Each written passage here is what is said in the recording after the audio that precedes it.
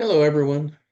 This little video is going to be talking about part of the estimator program, estimator training program. And my buddy asked me if we could jump right into um, percent markups, competitive bidding, and other rates. So I'm going to share some stuff. We'll talk a little bit about it. I'm going to go into greater detail on a more in-depth course, but I'm going to do this as a quickie so that he can use it for some of his estimating. Um, yeah, let's jump right on in. So I'm going to share my screen here and we're going to go right at it. All right. What you have before you is essentially the summary sheet I use. This is particularly out of Procore. So we use some Procore estimating software. I also use spreadsheets for estimating.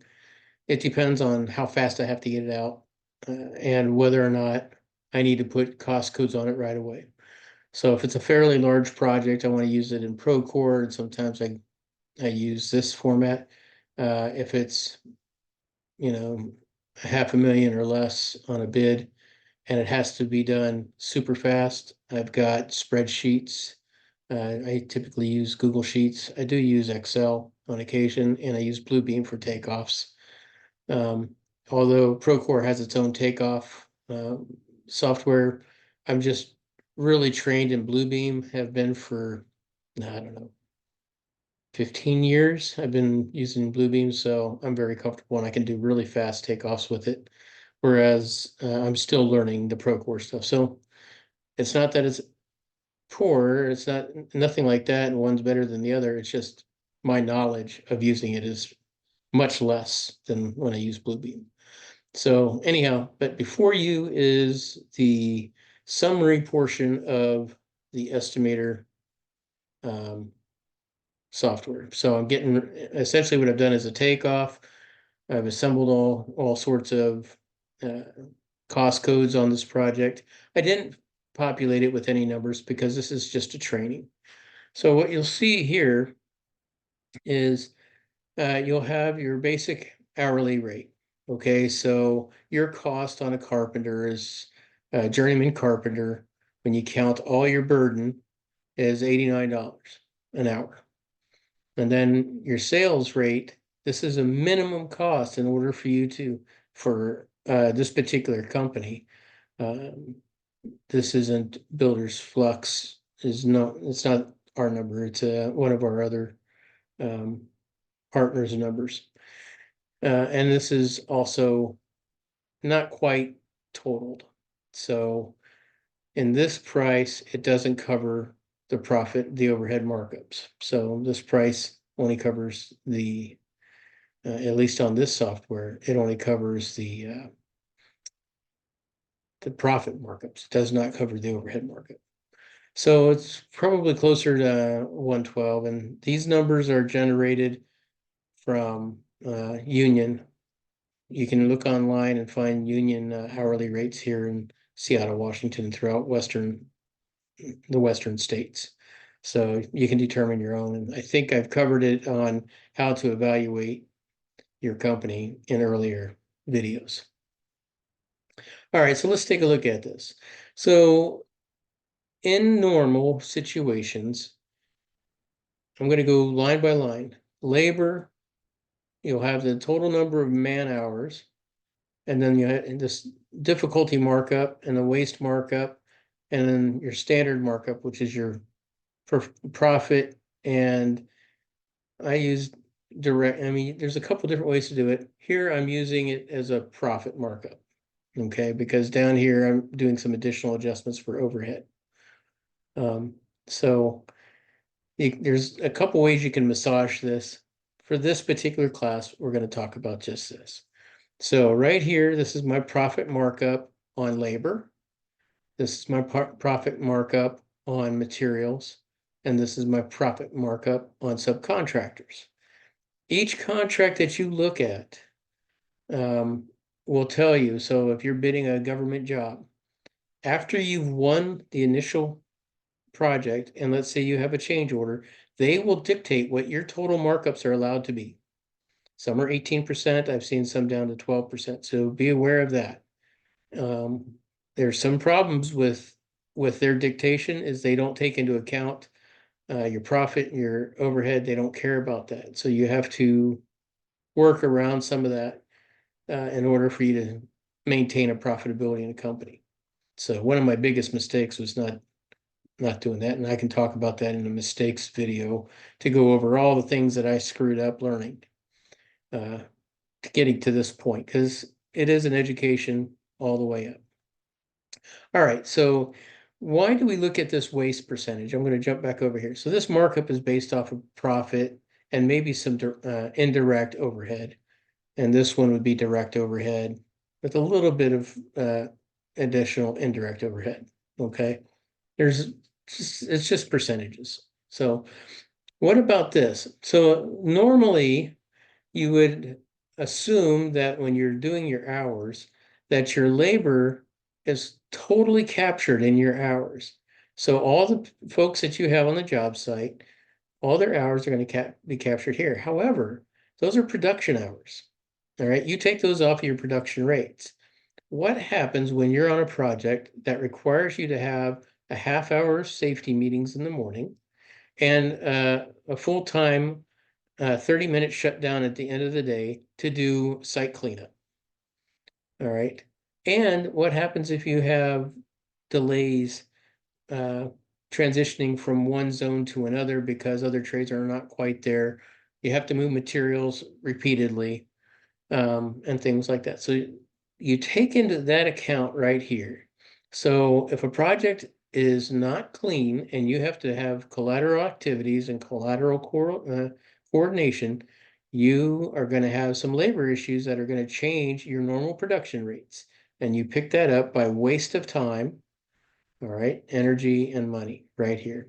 So this particular job that I'm using as this representative, I'm going to say it's a municipal job. This is probably a little low, but on a municipal job, there's a lot of other inefficiencies, and I picked those up. Now, this job is not difficult. So all the labor on this job is pretty straightforward. A goes to B, B goes to C, C goes to D, and A doesn't go to D, or they don't get into any kind of conflict. A's being the alphabet being the different tasks. It's cascading versus overlapping. So there's no real difficulty on it. If we were working 3 shifts, okay, around the clock, and we had to time ourselves to work in a zone that was during the day shift occupied by another trade, and then the second shift takes over and has to occupy that same zone to get the work done. We got some complexity there. There's going to be some other issues going on there. They might leave us an open trench. There's all sorts of things. And it's a very difficult job. We're doing a structural job, for example, in a glulam building that can very easily become quite difficult. And so this would be marked up to 1.25 in difficulty, or 1.3. And this comes from experience on different markets. When the estimator walks the job site, listens to the synopsis, listens to the scope of work, and all the other things, the client that's living in the building, all the products that are being shuffled in and out by the customer that's inside the building, all the collateral activities that are around that building. Can you get access in? Can you get, do you have any laydown space in the area? Are you going to have to shuttle people, like at University of Washington, for example? Your people you park your car a mile and a half away. Your tradesman parks their car a mile and a half away. You have to shuttle them from the parking lot to the work site and back. There's a lot of difficulty. You can pick that up in waste, but every so often I use this difficulty, and it's a multiplier. So it's 1.2, 1.4. If it's a Army Corps of Engineer job where every single person that's on the job site is going to be scrutinized for how they tuck in their shirt, and how they scratch their nose, this becomes a 2 times.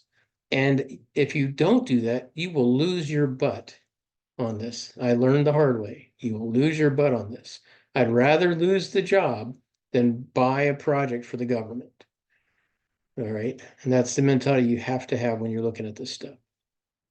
Materials, not so much on the difficulty side, but there can be a lot of waste. So if it's a real cut up room, you got clouds all over the place, and let's say you're putting drywall in, and the room's got coffers, vaults, all sorts of different decorum and just quite a bit of difficulty, where you're going to lose a lot of waste. You add a different percentage. It's pretty reasonable to say you're going to have 10% waste on any project, but you have to analyze it. Is it going to be more or not? And if it is more, you bump this up more. Okay. Subcontractors. This is interesting. You could use waste on subcontractors. Uh, it's a collaboration effort. If you know who your subcontractors are and you've worked with them before, you can get a better feel for what this number is. If you have never worked with these guys and all of a sudden you're having to work with them, train them on how your process is. An example, in one of my previous companies where I worked,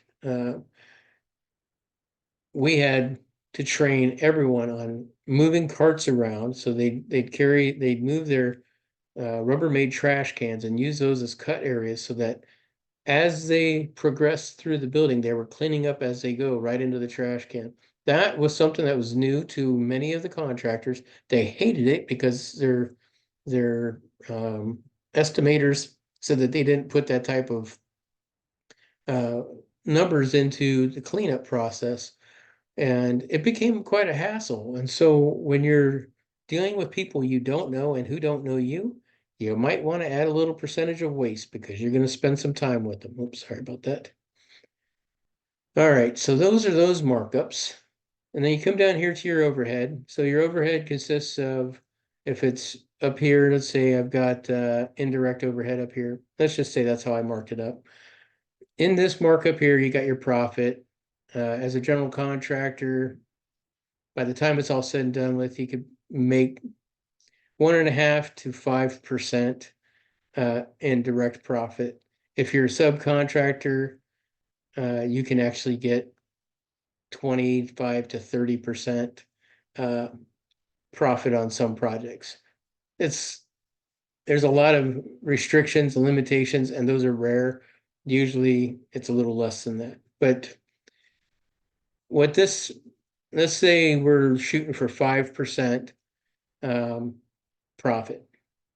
All right, and let's say 10%. So you add up all your expenses for your overhead, you add up all your annual expenses, all right, that you anticipate for this year, and you divide it by your anticipated revenue so that you get a percentage on how much you have to mark up.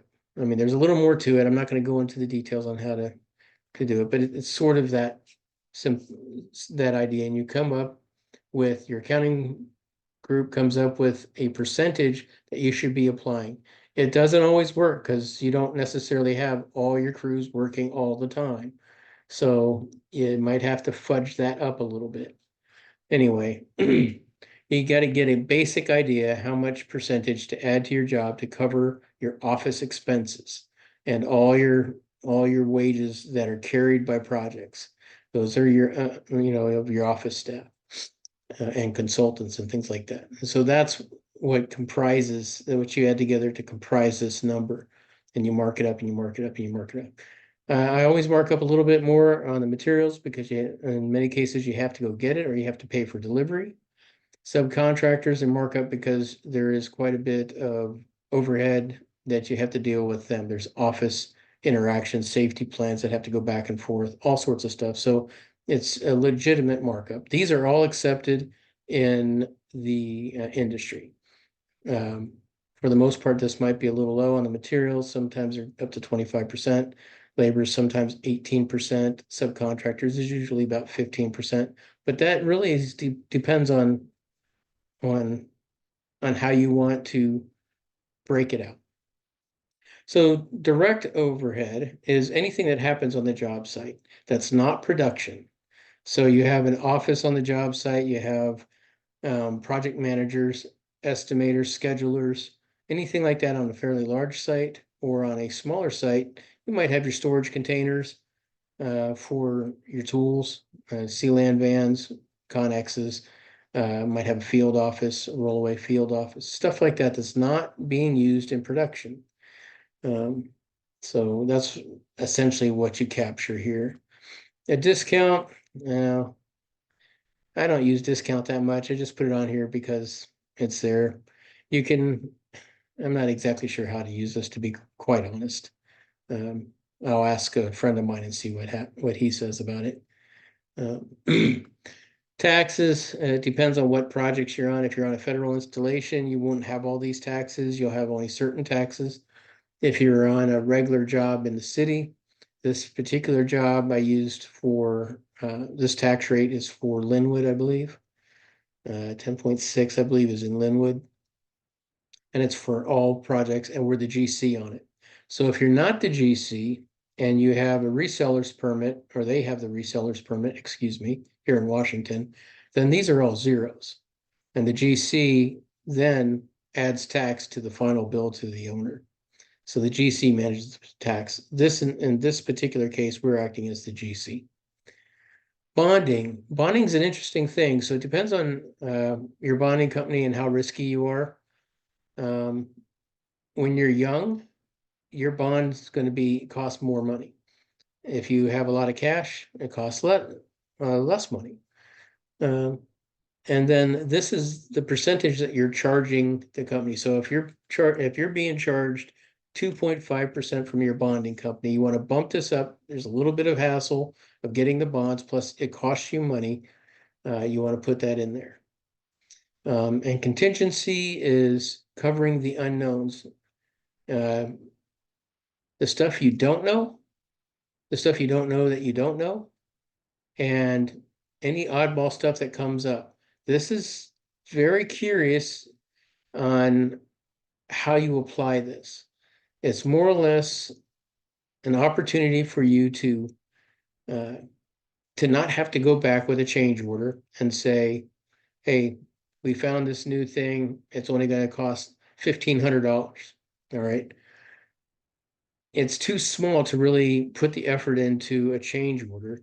But if you have a contingency that you're carrying, you can roll that into the contingency until you're starting to see that you're emptying your contingency. Then it makes sense to go with change orders or modified proposals. So if it's a straightforward job, I'll run probably 5% contingency. If we are extraordinarily successful on the job and it's a client that we want to keep working with, and we haven't touched the contingency, I might suggest that the client uses a contingency as seed money for another part of the project. So very often what will happen when you're working with clients, especially some of the warehouse clients that we work with, where you're doing safetying for the building and stuff like that. You're putting up accesses to their new machinery or whatever, that type of work, where they always have some type of work that has to get done, but they have a budget, an annual budget. So when you do submit for your bid, you're submitting based on worst case scenarios. Everything goes well, they treated you well, and you've made your profit margins, and it's a business decision, and you know that there's other work that they need done. This is when I typically would say, and I don't want you to think that it's a kickback. It is not a kickback. This money is earned in good faith, when you bid this project. You expect you're going to spend every dime and you'll be lucky to make a profit. But if you make a killing on it, you don't want to destroy they'll know if you're 1,000 hours short and the project's done. They'll know it. there's no hiding that you have made a killing from them. And in a lot of cases, they are fine with it because it's part of their budget. But you've got to also make sure that other projects are taken care of with them and that they keep thinking of you. So the idea that, all right, we want you to safe off all these in B wing and in freezer room 3. Okay, that's all we got budget for. Great. In the future, we want to put a little modular office in the warehouse over here. Great. You know that in the future, we've priced it out for them. It's going to cost them $60,000 to build that little office or remodel an office or whatever. We do all the stuff. We're 1,000 hours short. We got done 1,000 hours sooner. You know, that's a lot of money. And to be able to say to them, hey, if you want to go forward with that, we're willing to work with you.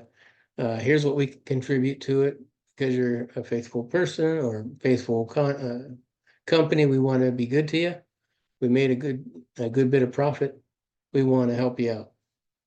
And voila, you got an opportunity there.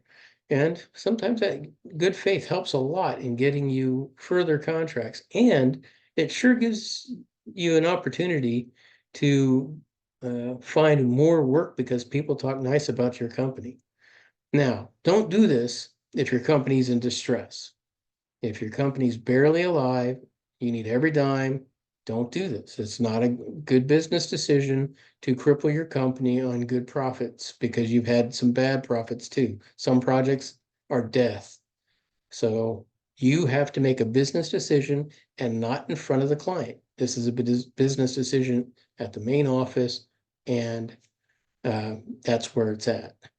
Then, once you've made the business decision, considering all the factors of your global company, of everything that's going on, that's when you decide what you're going to do with the extra money that you made on the job. So don't just go out there and say, oh, we made a bunch of money and this is that, because you have to stay alive to keep your warranties going, to keep your future relationships going. The company has to live. So sometimes you're going to make some big, good jobs, and sometimes you're going to have some bad ones. I've had quite a few bad ones, and I've had a couple really, really good ones. So, and then most of them land right where they're supposed to land. Most of them do. So that's a good thing. All right, enough about that bull crap. They wanted to talk. So if you use all these percentages, right, and you're thinking, well, I'm not going to win any projects if I have all these percentage markups and I've got this hourly rate and yada yada, and you're looking at future projects and you're estimating against competitors, and it's a tight, fixed firm price or firm fixed, depending on how you want to say it, depends on who you talk to, but they're the same thing. I'm giving you a bid. This is what I say I'm going to do it for, and voila. And you're competing against 5 other people. If you think this is what your company and your crews are going to be able to do, and you're putting in these percentages, do not change these percentages. If you lose the job, you lose the job. You can't, I mean, it is a business decision sometimes to buy a job. And if you have the capital to do that, fine, that's the business decision. But the reality is, most small beginning companies within their first 5 years do not have that luxury.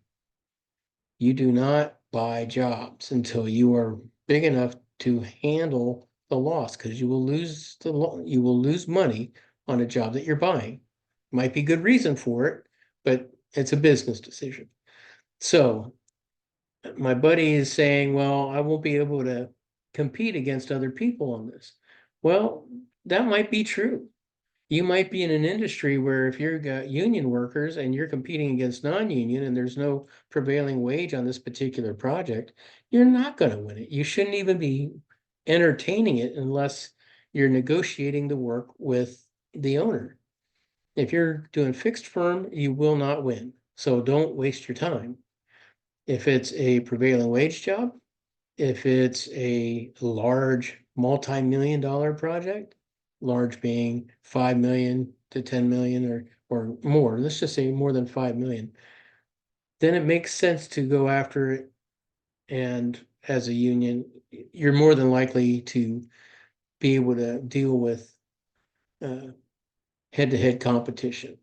But when you're in your first 3 to 5 years, or first 1 to 5 years, um, you're not going to be bidding on $2 to $3 million jobs. Most of your work is going to be somewhere in the neighborhood of $1 million to $2 million and below per project. So, and that's as you get further along the scale. So best to put in percentages you think it will take your team to do. Now, some of the questions that he came up with were competitive or production rates. Production rates are the best way to put it is if you have 3 of your friends and you've built 15 houses together, you know how long it takes you to build a house based on the size of the house, complexity of the roof, and that type of thing. All of you working together, you know how much time you spend bull crapping, you know how much time you spend taking a break, and you know how much time you spend efficiently knocking it out. So you figure all that out, you divide it by the square footage of the house or whatever, and you will determine your rate. Okay, and you can use that rate as a rule of thumb to calculate how much time it's going to take you to do the next job. Same goes with individual tasks. So with building a wall, a wood framed wall, 2 guys can slam it out in whatever. It'll be if you have two guys that you've worked with forever, they'll be able to slam it out at a faster rate than 2 guys who've never worked together, and this is their first job together.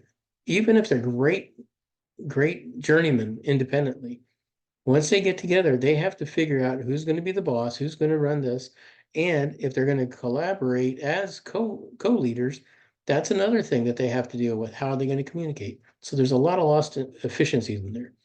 When I was younger and working with a partner, we got to the point where we didn't even have to communicate. I knew that I was bringing a stack of 10, and when I was going back, I was taking lumber with me. When I was coming back, I was bringing another stack of 10. He knew when he was going back and vice versa. We knew exactly where the layouts were. We did all of our work. We raised walls. We raised uh, all sorts of stuff. But very rarely did we have to communicate much other than to just make sure that we were still singing the same song together.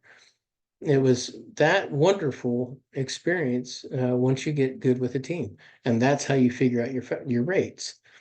Most of the time, especially in union, and if you're not consistently a large company with consistent projects, you're going to consistently, or you're going to have a lot of turnover with your labor force. And so while your production rates are based on efficient data with with what you've done in the past, they may not be accurate to what's going to happen in the future. So you have to do some adjusting. So gathering data is an ongoing thing always. Anytime you change a generation, anytime you try to bring in new folks from a new generation into your workspace, they don't have the same mentality as your previous generations. And so your production rates will go up and down and fluctuate. So that's a very difficult thing if you don't track your data. So the best way to track your data is by keeping your employees as best you can, keep your leads, track each lead by their tasks, by their performance on each task. Same with your carpenters. As you start to get teams that work well together and you're gathering those data points, that's when you're going to get some real good information and you can tighten your bids to win more projects. Or not. You might decide that those production rates that you've been using with all the fudging, now that your guys are working efficiently, you can make a higher profit margin by keeping your current winnable rates the way they are versus trying to give owners a discount. discounts are not always the best thing for the owner, and they're not for you, especially early on in the first 1 to 5 years. All right. I think I beat the hell out of this one. I could go into greater details. If you have questions, email me, mark@buildersflux.com, and I'll be more than happy to answer them and send out. I'm sure there's a lot of people with questions, so I prefer to do it just like this, where if you ask me, I'll put it on on a on a video like this, because other people then can see it. And it's for the record, so if I screw something up, like the discount percentage, um, people will be able to correct me, and in that correction, I can share with everybody else. I am not at all perfect on any of this stuff. It's something that I've learned over the years, but I also know people who smoke me on it, and they typically work for very large companies, some of my previous companies, and they are amazing at what they do, but that's all they do. I do this and I do quite a bit other things. So I try to be more holistic. So anyway, I hope this helps, and we'll see you on the next one.